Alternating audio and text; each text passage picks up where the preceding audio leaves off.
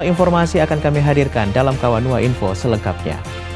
Kita ikuti informasi pertama, pemirsa. Nakoda dan ABK kapal KM Cahaya Arafah saat ini telah ditahan pihak berwajib untuk menjalani proses pemeriksaan terkait tenggelamnya KM Cahaya Arafah yang menewaskan 10 korban jiwa.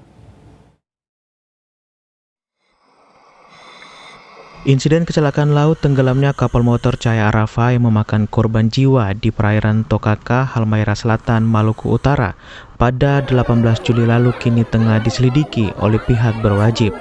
Dalam hal ini Direktorat Polisi Perairan dan Udara Polda Maluku Utara.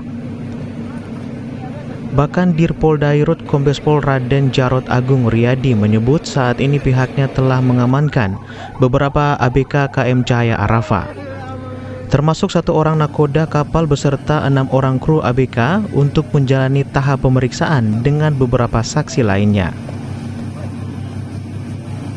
Di mana saat ini kita sudah mengambil dan mengamankan 7 orang, baik nakoda maupun ABK kru kapal Cahaya Arafah ini. Dan sampai saat ini juga masih dalam proses pemeriksaan beberapa saksi-saksi sebelum kita menetapkan tersangka. Jadi kita akan melakukan proses pemeriksaan terhadap beberapa instansi sesuai yang berwenang dalam hal ini yang memberikan izin. Sementara itu pihak keluarga korban saat ditemui Selasa kemarin meminta agar insiden ini ditangani secara serius sesuai hukum yang berlaku.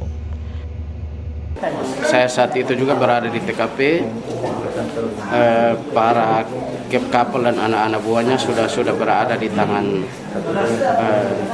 aparat, yang menjadi harapan kami dari pihak keluarga agar penanganan ini ditangani secara serius oleh pemerintah, karena ini juga bagian dari proses hukum.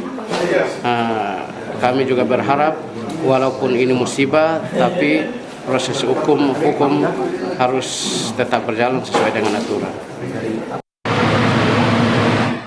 Diketahui tragedi tenggelamnya KM Cahaya Arafah dari total 77 penumpang, 10 korban penumpang meninggal dunia, 1 dinyatakan hilang dan 66 penumpang selamat. Dari Maluku Utara, Opik Syarifuddin melaporkan untuk Kawanua TV.